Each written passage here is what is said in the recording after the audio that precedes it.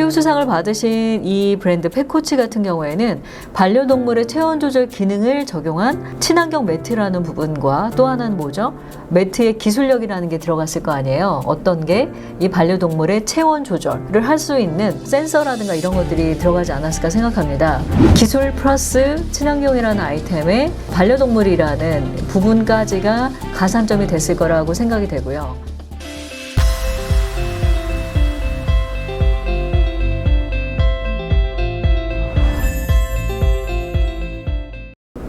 반갑습니다. 김상미 교수의 창업톡. 오늘은 신사업 창업사관학교와 예비창업 패키지 중에 나의 아이템으로 어디에 도전하는 게 합격률이 높을까? 라는 거에 대해서 여러분에게 제가 합격 사례를 중심으로 콕콕 찍어서 중요한 내용들을 한번 짚어보도록 하겠습니다. 2024년도 대표적인 사례 중에 하나는 뭐냐면은 실제로 플랫폼이 최강세였다라는 건 여러분들도 알고 계실 거고 IT나 제조 쪽이 아무래도 예창패는 많이 합격을 하죠. 예를 하나 들어보자면 양주시 청년창업 경진대회에서 최우수상과 우수상을 받은 두 분이 있어요. 우수상을 받으신 분은 17년 맛집의 기술을 적용한 신개념 돼지 막창 밀키트를 만들었어요. 그래서 우수상을 받았고, 그리고 최우수상을 받으신 분은 반려동물 체온 조절 기능을 적용한 친환경 매트였어요. 여기서 중요한 건 뭘까요? 최우수상을 받은 분은 예비창업 패키지 합격생이고요. 그리고 우수상을 받으신 분은 신사업 창업사관학교에 또 합격을 하셨대요. 그러면 이 두 아이템을 봤을 때 첫 번째 예비창업 패키지는 뭐였어요? 반려동물이라는 굉장히 트렌드한 아이템이었고요. 체온 조절 기능을 적용한 친환경 매트였어요.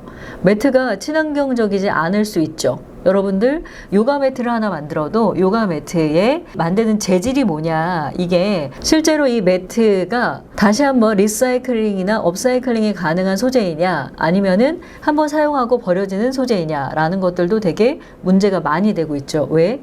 요가나 필라테스나 아니면 헬스나 이런 매트를 사용하는 인구들이 점점 늘다 보니까 매트가 버려졌을 때 환경적인 문제가 생기기도 하죠. 그래서 최우수상을 받으신 이 브랜드 펫코치 같은 경우에는 반려동물의 체온 조절 기능을 적용한 친환경 매트라는 부분과 또 하나는 뭐죠? 매트의 기술력이라는 게 들어갔을 거 아니에요. 어떤 게 이 반려동물의 체온 조절을 할 수 있는 센서라든가 이런 것들이 들어가지 않았을까 생각합니다. 기술 플러스 친환경이라는 아이템에 반려동물이라는 부분까지가 가산점이 됐을 거라고 생각이 되고요.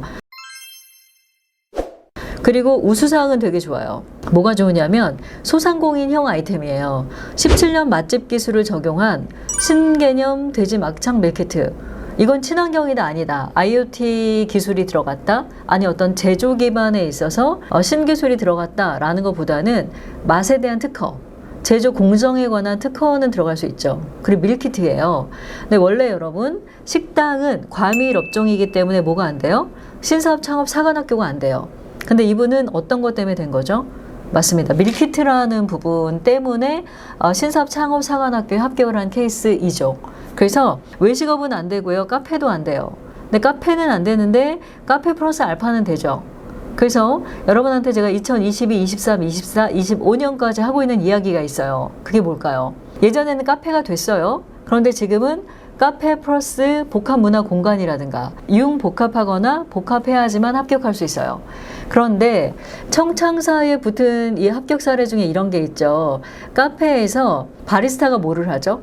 커피를 제조해요. 근데 바리스타가 제조하는 걸 누가 해요? 기계, 푸드테크. 다시 말해서 기계가 커피 음료를 제조해요 라고 했더니 어때요? 붙은 거죠. 이 기계를 만든 경우는 또 돼요. 그리고 카페 아이템 중에서는 로스팅이라는 게 있습니다. 로스팅은 로스터라는 직업을 가진 분들이, 아니면 카페 사장님들이 어떻게 해요? 블렌딩을 해요. 내가 이 브라질이나 파나마를 베이스로 깔고 거기다가 이디오피아나 케냐를 넣어서 산미와 꽃향이 터지는 이런 블렌딩을 하고 싶어요 라고 하면 그 대표자 또는 로스터 부분의 노하우일 수 있는데, 이거를 어떻게 해요? 기계가 블렌딩을 하는 거죠. 그래서 산미가 좋은 꽃향이 터지는 커피를 만들겠다. 아니면 스타벅스처럼 이렇게 좀 쓴 담배를 피는 넥타이 부대를 중심으로 해서 셀러리맨들이 좋아하는 맛을 구현하겠다라고 하면 이거에 대한 비율을 누가 정했어요? 사람이 정했어요. 근데 비율을 누가 정해요? 기계가 정해줄 수 있고 기계가 데이터를 통해서 만드는 맛들을 가지고 그때그때 로스팅을 하는 기계 만드는 분도 붙었어요. 이렇게 카페는 안 되는데 카페 테크가 붙으면 어때요? 이거는 예창이나 청창이 되는 거죠. 여러분 헷갈리지 마시고 신사업 창업사관학교는 대분류해서 뭐예요? 소상공인형 사업은 다 돼요. 그리고 예창패나 청창사는 뭐가 돼요? 기술이라든가 아니면 제조라든가 플랫폼이라든가 서비스라든가 이렇게 모수가 좀 크고 그리고 기업화가 될 수 있는 아이템들은 예창으로 가는 게 좋습니다. 두 번째 소개할 업체는 플라워 교육 플랫폼입니다. 피움 아카데미라는 브랜드고요. 2024년 9월 30일자 기사로 나왔어, 이분은.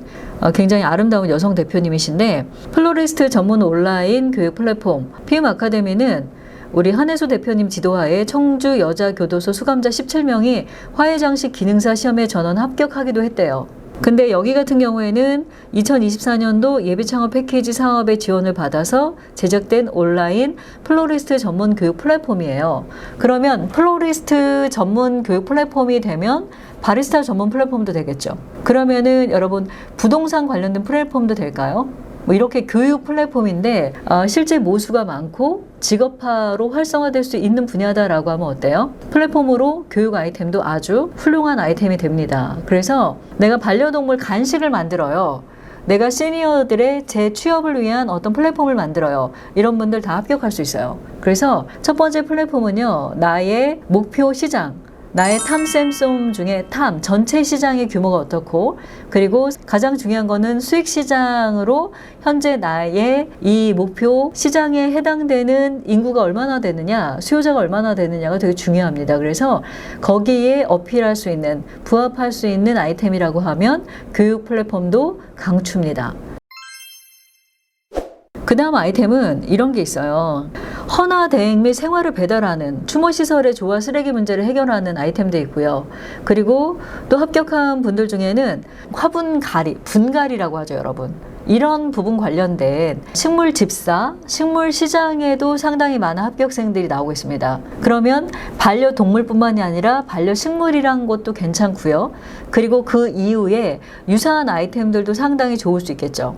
그래서 예비창업 패키지는 말씀드렸지만 외적 배경, 외적 동기라는 부분에 있어서 사회적 문제가 큰 예를 들어 이런 거죠. 우리나라에 버려지는 농산물이 얼마나 많을까요, 여러분? 그러면 농산물 중에 못난이 농산물이 있고 버려지는 농산물이 있어요. 물론 상품 가치가 있는 농산물보다는 버려지거나 아니면 못난이 농산물을 활용해서 나는 뭐를 하겠다 이런 것도 될 수 있겠죠.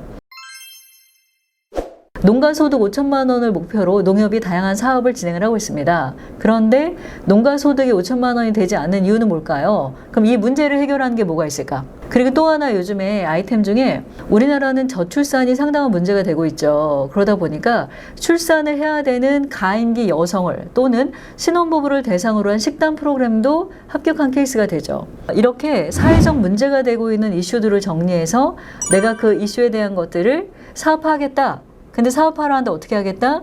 실제 FY 2025년도에는 어떤 결과를 내고 그리고 2차년도, 3차년도에는 어떤 결과를 내겠다라는 것들을 여러분이 스케일업이라고 잘 정리할 수 있다라고 하면 합격할 수 있는 요인이 되지 않을까 생각합니다.